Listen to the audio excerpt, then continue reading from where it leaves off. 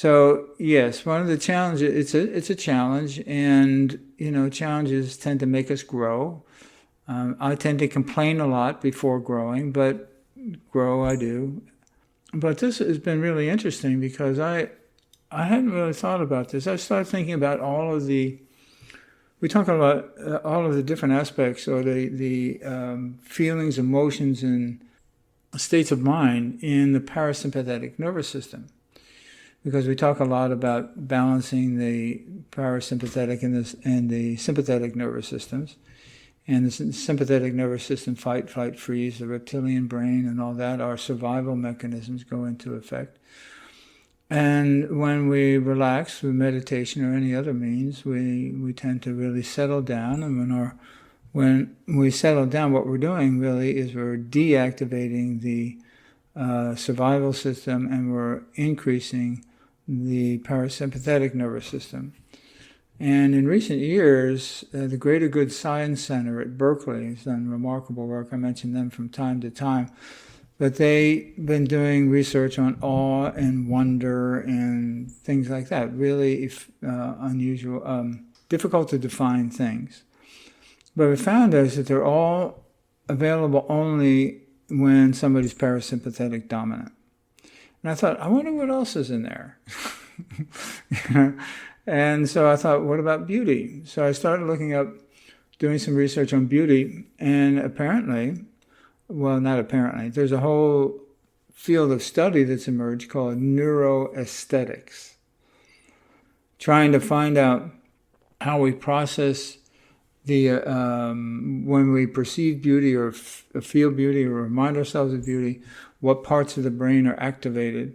And there's a debate going on right now whether there's one location or more than one location where an appreciation of beauty is processed.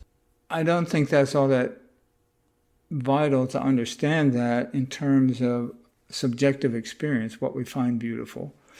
But one of the things I've noticed is that when we get stuck, so to speak, in our reptilian brain, there are some things we can do to shift. And one of them, obviously, is meditation, but also listening to music, going for a walk, getting a massage, and all those things activate the parasympathetic nervous system. The task is to be able to remember to do that. And when we do, it opens the door to all these other wonderful things. And there's typically the most common recommendation is to do a gratitude list. And as I've shared before, when I first heard about that, I said, "Hey, what are you talking about? Gratitude. What's that going to do with my problems?" And and so I got too many problems, nothing to be grateful, and all that stuff. But what we found out is that sort of gratitude opens the door. And there's been a lot of study done on gratitude and how it activates the parasympathetic nervous system and all these other aspects of connection and peace of mind and sense of enjoyment and that sort of thing. But what it seems to be is that any of the aspects of the parasympathetic nervous system will help to increase its activity over the sympathetic nervous system. Because I'm a big fan of art, and I have a long history of art, and my mother was an artist, and my younger daughter is an amazing artist, and my oldest granddaughter is an artist, and so and I went to art school years and years ago, and art has always been a very important part of my life, not just to appreciate it in order to get a good feeling, but I find a tremendous amount of meaning in it. And I find that there was a dumb TV show I was watching, but one of the things is because I watch these shows for specific reasons, and some of them are not very good, and some of them are wonderful. But this one was sort of mediocre, kind of kitschy. But somebody said in there, in the middle of somebody's stolen a piece of art. And they were talking about how important it is. And one of the characters said, art has meaning. So that spurred them on to be able to retrieve the stolen painting or something. But it really struck me. I mean, I've known that. I've always known all along art is meaningful. But to really state it that succinctly and strongly, art has meaning. So when we're talking about art, we're really talking about meaning as our culture reflects it. In that artists seem to always be writing somehow in some aspect of the spirit of the day, or the spirit of their culture, or the spirit of the times in which they live. And Gary Winogrand was very much that. And there's another photographer, William Eggleston, who I may do something on him too, but another incredibly prolific photographer, born and raised and pretty much stayed most of his life in the South. So he photographs all these decaying things and places, kitschy stuff, the old signage on gas stations, and it's really amazing stuff. And I compared him to one of my other favorite photographers, and maybe I think I'll probably do him at one point too, is Martin Parr, P-A-R-R. He's British, and he is such a funny guy. I mean, most of his photographs just go like, you just can't help but laugh. And I was watching a documentary on him, and he talks about that. He said, well, his photographs are designed to have the immediate experience be humor. And if that's all you want, that's fine. But there's a lot of seriousness under it, which I thought was, and then I went back and started looking at his photographs, and I found that to be true. So if I look twice and think about what it is, why is he really photographing there? Why is he photographing those people? Why didn't he photograph as opposed to somewhere else?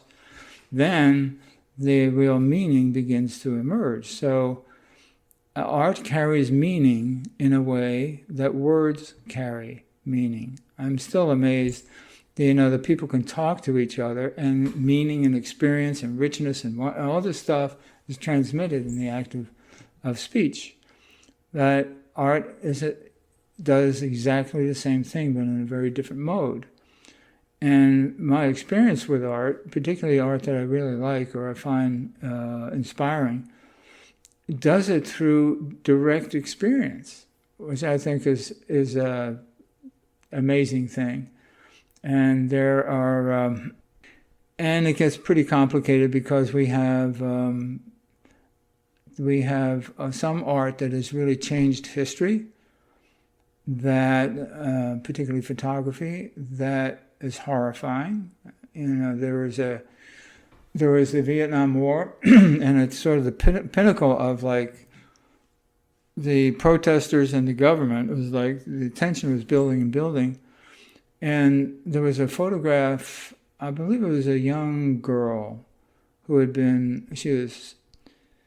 You could see in the background that there was a dirt road, and she was on this dirt road, but it was a shocking photograph.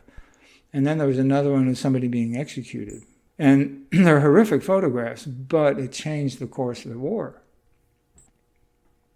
And so they have the capacity to wake us up sometimes. And then that they can show us something that perhaps we suspected but didn't want to believe was happening, and we have confirmation that it is happening.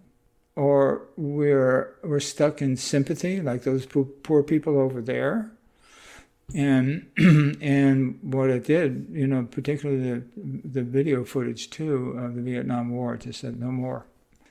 Can't do that anymore. So, and there's also two photographers, Louis Hine, H-I-N-E, and Jacob Riis, R-I-I-S. There was a huge problem in the I believe it was all in New York City, where there were children were being hired and working 14 hours a day, and when anybody got injured, they just tossed them to the side and got somebody else to do their job and paying them pittance wages. And conversations at City Hall didn't do anything. So both Louis Hine and Jacob Riis were really advocated for these and took photographs of these people and went into the factories and went into the slums. And some of the photographs are just like, how can people live like that? And the answer is because they were forced to, you know. But that's really what's going on. And is this the kind of society we want? And then it got things moving and laws were changed and safety measures instituted and wages, you know, minimum wage and such. You can't hire kids under a certain age and that sort of thing. So art, in that sense, brought meaning of what's really going on and shattered the illusion of that's over there, and began to evoke sympathy. Help people move from sympathy to compassion by saying this is what's really going on. And so it can be a very rich and powerful experience. Now, whether the appreciation is for music or writing or visual art, photography or painting or whatever, there's still studies going on to see if there's a central processor part of the brain for all the different types of aesthetic experiences. And right now there's no solid consensus. But it seems to be there may be. In other words, if it's a sensory, like somebody bites into an orange off of the tree and the experience is just, it's like an orange you've never had before. That gets processed differently than if someone was looking at a painting of an orange that they really like. And so it engages different parts of the brain, but there's a theory that it all goes to this one particular center of the brain. There's all kinds of acronyms for these things. The regions of the brain have these long names. So beauty is something that, at least in my mind, at times, or seems like, I see it in the culture as perhaps is viewed as an option, or something in addition to making money and settling down your family, your kids, and all this sort of stuff. It's like beauty is something you do on the weekends or on Sunday. Not something that's a part of daily life. In general, in the culture in general, and I think even the experience of beauty has been marginalized by the unbelievable, I will call it effluent of TikTok and social media and all these videos and everybody and their spouse making videos of their kids. I mean, there's all kinds of stuff going on out there that most of it doesn't have really anything to do with beauty. Cute is nice. I mean, where I take my car for service, they run animal videos the whole time on there for anybody who wants to see them, and some of them are really nice. But it's not really the kind of experience that we're talking about here that will help to steady us in the face of a very uncertain life, very uncertain circumstances, very uncertain personal life perhaps, very uncertain times. I think I mentioned this before in Stress in America 2024, American Psychological Association, 74% of the country was very upset, stressed by that the end of democracy may be near. And there's a couple of other questions like that, and they're all up in 74, 75%. So what we're dealing with really in the culture right now, we're talking about everybody's baseline of anxiety is high and not unwarranted. There are some real difficulties going on that are easy to make dire predictions from. And so, as I say frequently, this enterprise here is about, as our environment becomes more and more unstable or uncertain or unwholesome, how do we maintain our personal integrity and our spiritual awareness and our compassion? And to me, that's what it's all about. So I was thinking of beauty in this context, and that it's one of the things that I feel like we need to indulge ourselves in from time to time. I was late getting out the email for this week, But one of the things is I ran across this video of the Kyoto Gardens. And there's a bunch, there was only one at the time I first saw it, but now there's a bunch of them. Everyone goes, oh, that's a great idea. And they go out and they make these. But this one that I found, to me, is really the best. And the Kyoto Gardens are just beautiful. It's almost like being there. It's just so beautiful. Whatever it is, go sitting under a tree for a while, or whatever, just looking at the sky. I think that's really important to maintain this connection with the beauty in the world. And it could be something manufactured, like a piece of jewelry or a painting or whatever it may be. But I think the appreciation of beauty helps to protect us from sliding too far into the survival mode. And it's all really a matter of perception. This is a story I've told a couple times before, but it bears repeating. I mentioned that a friend of mine, he's passed on now, but he was a bombardier in the Second World War, and his plane went down and he was captured in a prison camp. Not one of the death camps. It was just a prisoner of war, POW camp in Germany. And I was looking through the photos. It was pretty bad, but not horrible. And because people weren't all that clean and they didn't have enough to eat. But then I ran across this photo of this guy in his long white robes with an expression on his face of absolute pure joy. I said, what's going on here? What's this guy doing here? And my friend said he was an Anglican priest, and he was there. He was the only priest in the camp. And I said, well, he had this look of pure joy on his face. And I said, why? And he said, well, I asked him that once because he was always like that. Any time of day, that's how he was. And he asked him once, he said, well, how come you're so happy? He said, well, because I'm here doing God's work.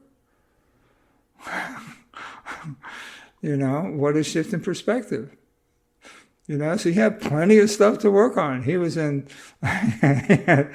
was rich with people to work with and work on and help, So it's really a matter of perspective.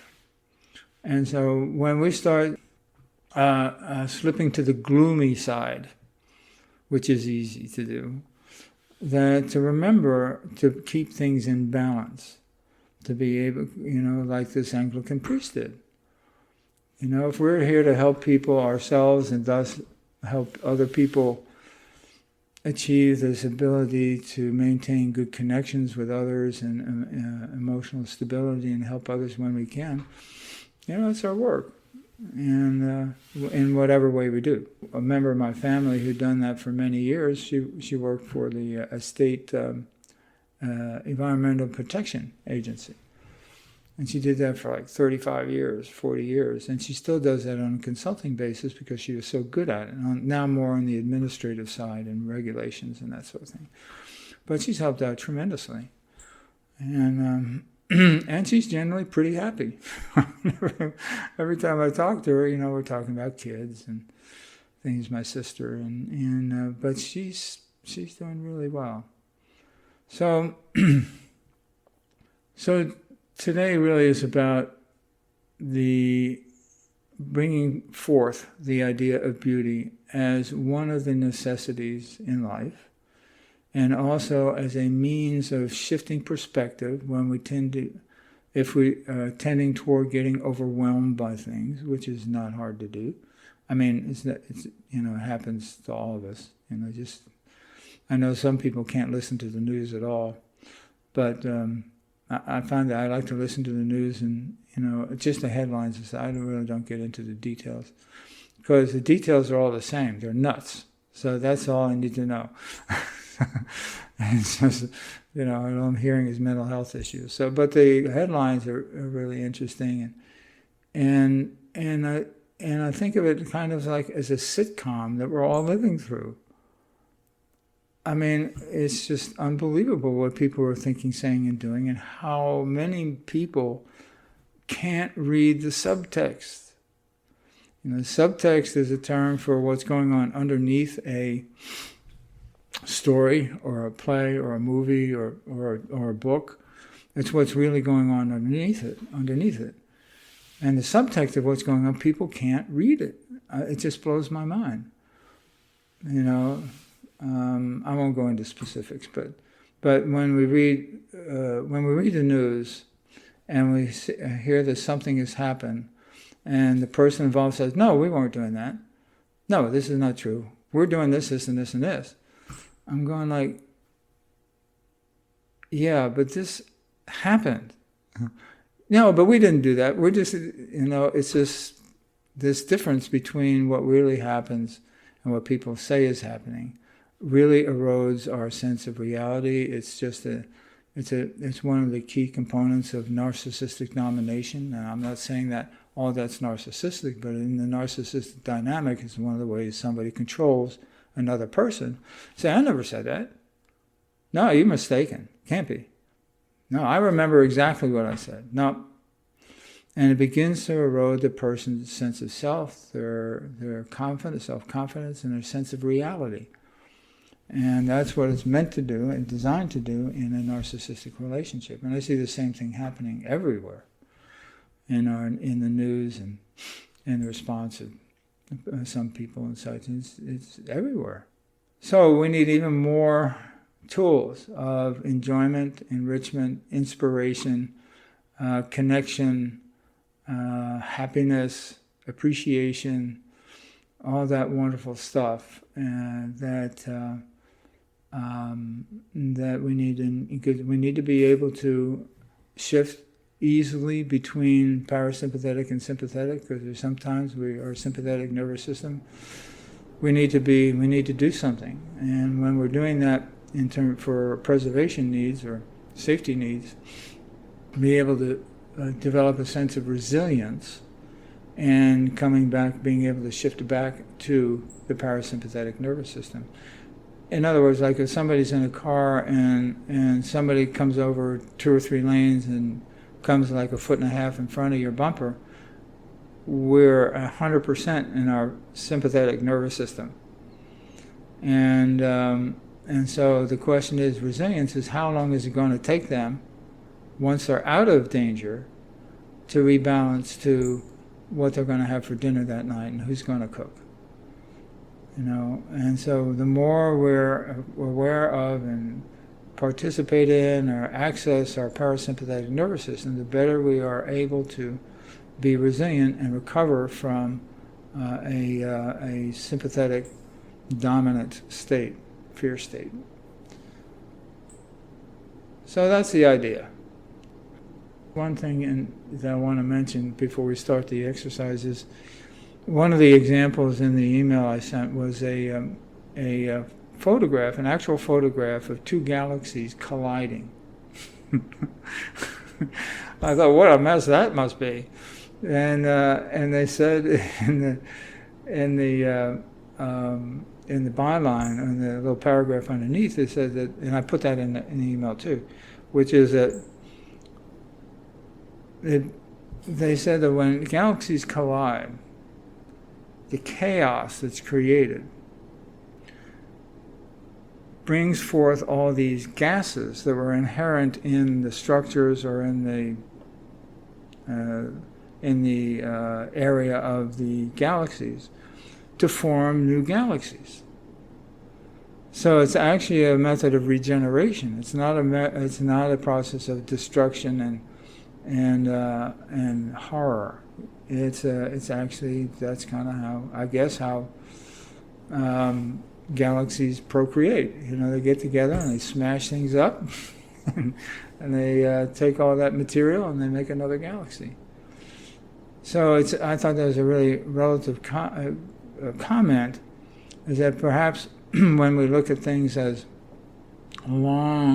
take the long view of things, we know looking back 1,000 years from now, what will we say? What will we see? And what will the meaning of it be? I don't really know. It's hard to have that kind of perspective when we're in the throes of massive changes. But when asking that question, it sort of edges us over to wonder. And wonder is a good thing. Activates one of those things that can activate our parasympathetic nervous system. And we go, I don't know, that's a really interesting idea. What would they say? So anyway, those are my thoughts.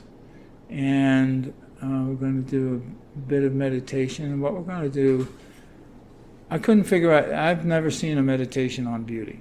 Okay, so we're starting from scratch here. But what I figured we'd do is start with a meditation and get solidly into the meditative space, mindfulness space, and then just bringing up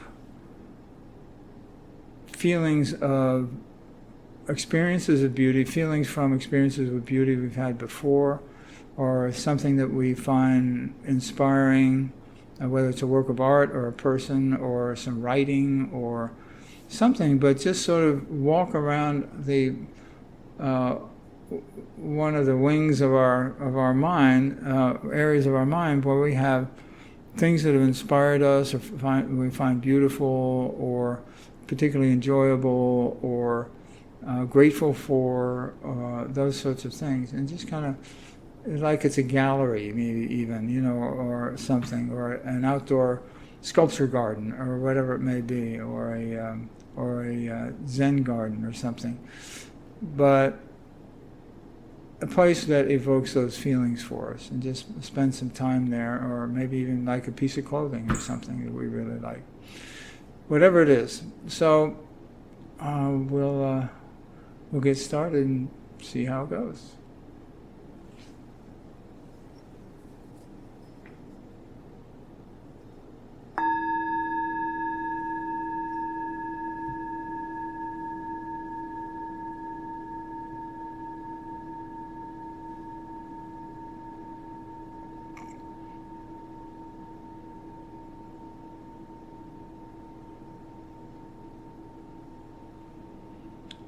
Yes, and just breathing out the day. And breathing in the moment.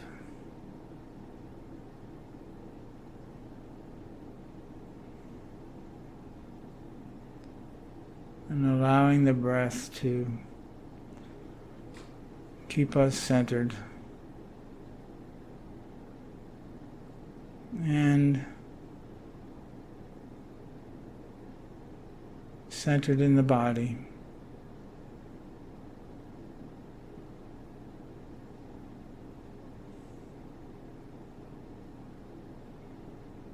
And if thoughts arise or emotions arise, as always, simply recognizing them and releasing them, and coming back to the here and now.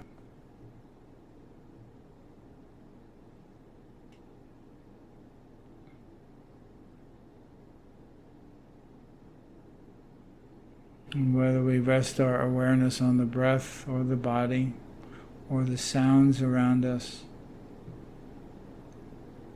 any place we can rest our awareness in the present moment.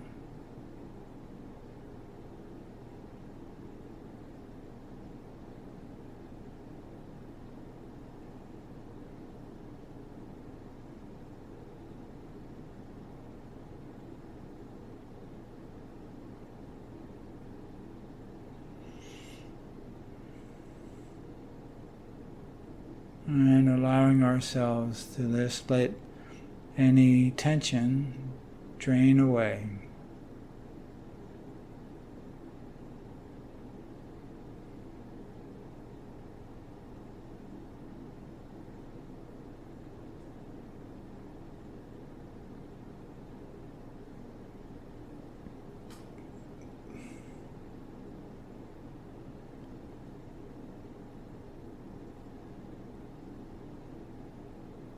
Sort of coming to rest right here.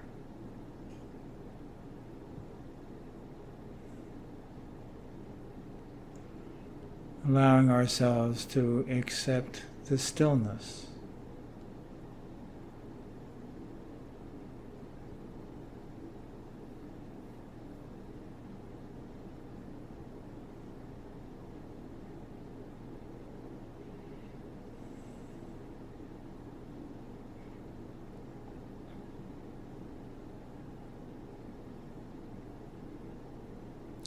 doing so, appreciating the fullness of the present moment.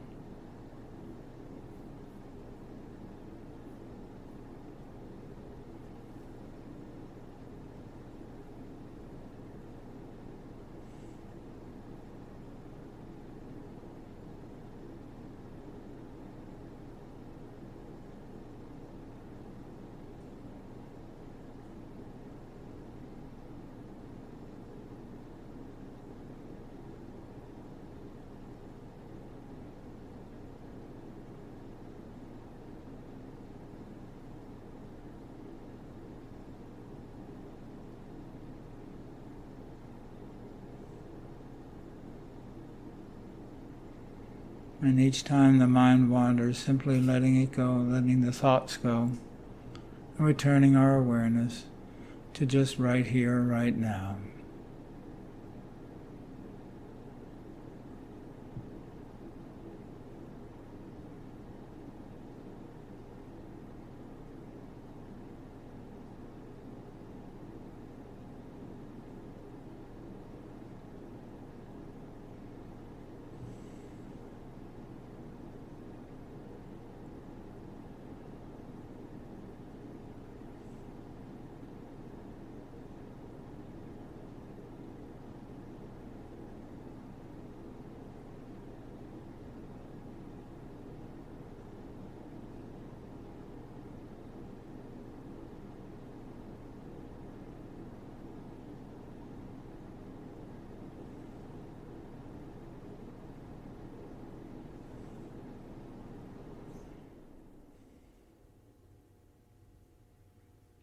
And simply sitting as if nothing else mattered.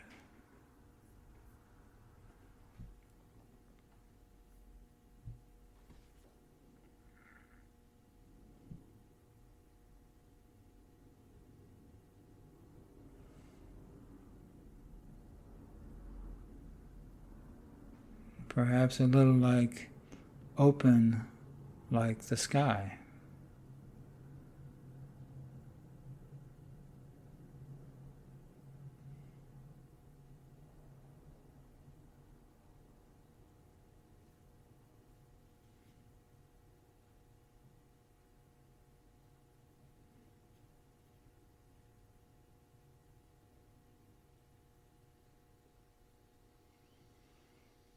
And allowing ourselves this interlude from all the action of life, this human existence, and just being for a while.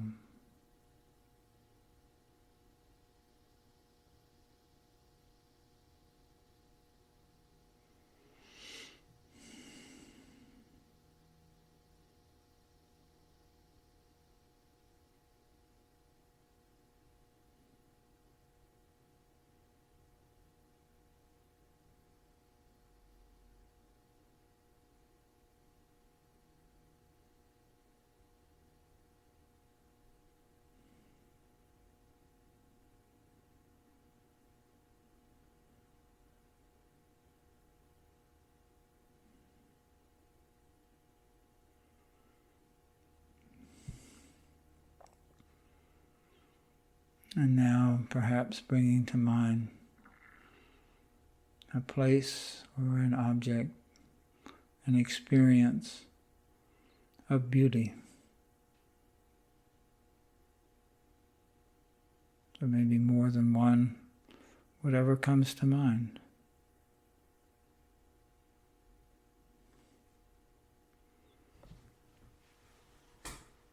And appreciating again and letting those feelings of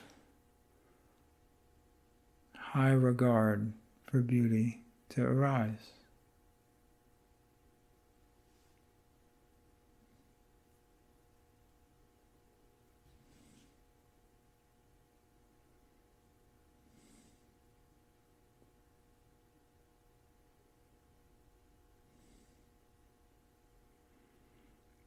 And in so doing,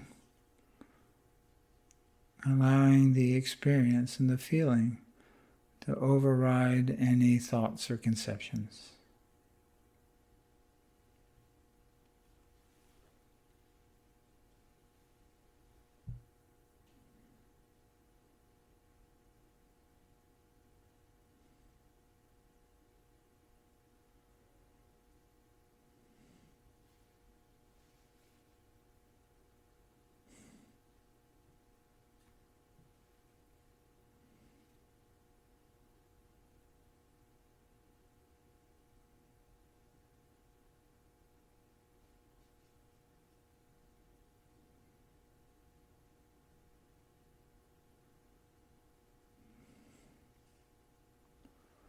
And allowing ourselves to take it in and savor it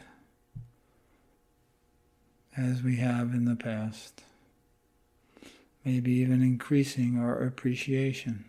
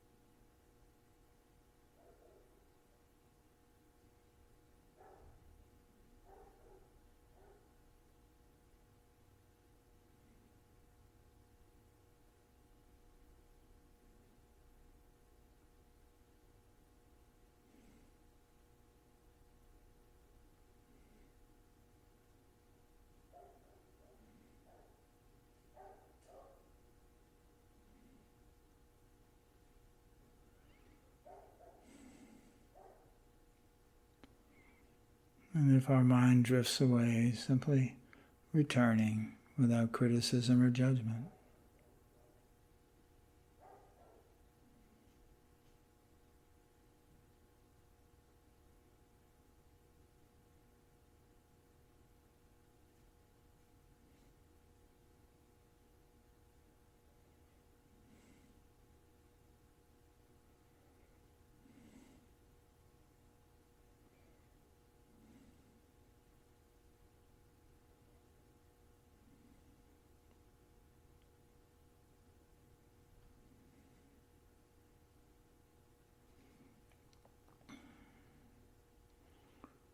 Allowing ourselves to rest easy with this appreciation of beauty.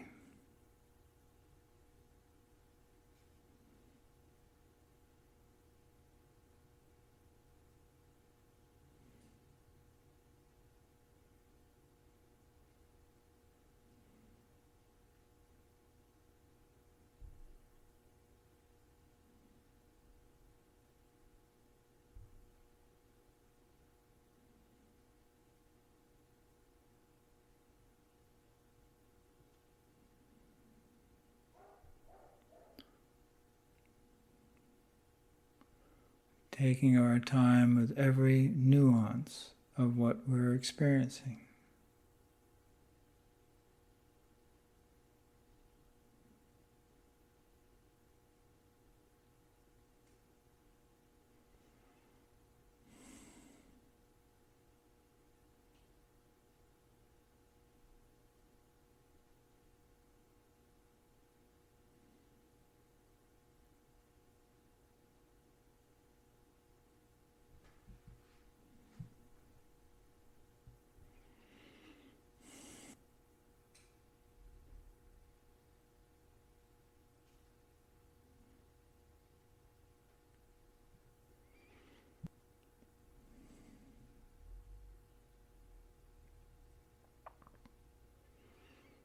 And perhaps even experiencing a bit of wonder in the process. How it came to be and how this beauty came into being.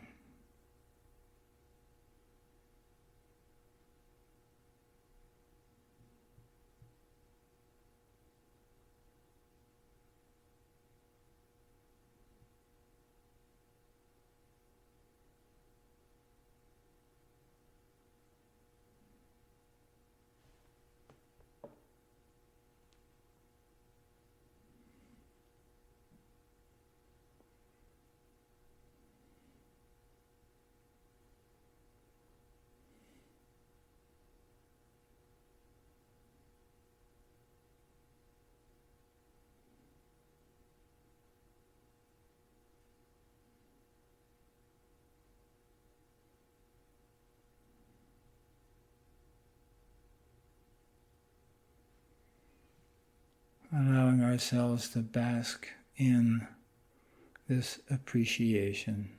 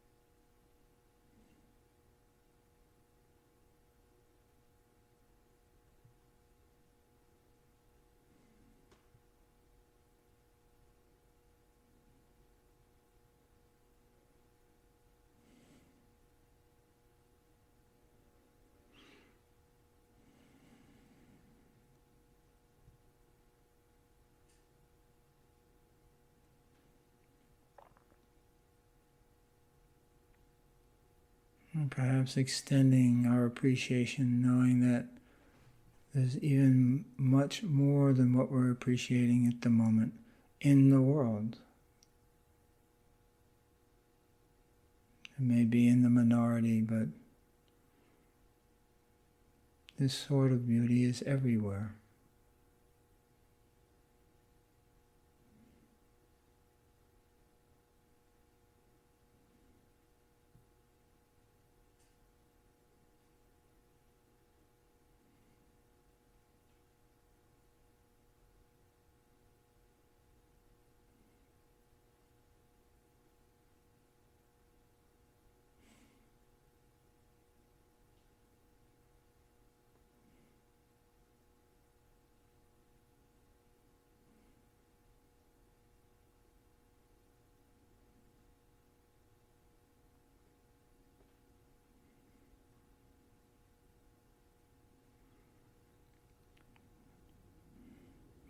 And allowing ourselves to be at peace in the here and now.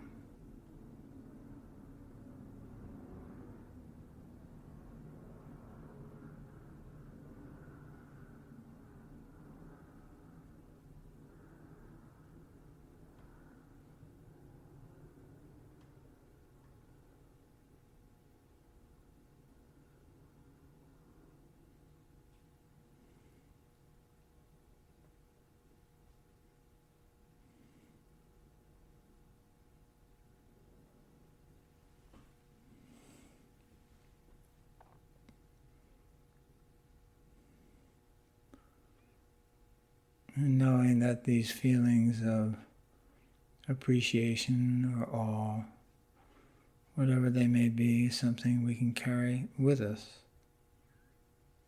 everywhere, accessible at any time.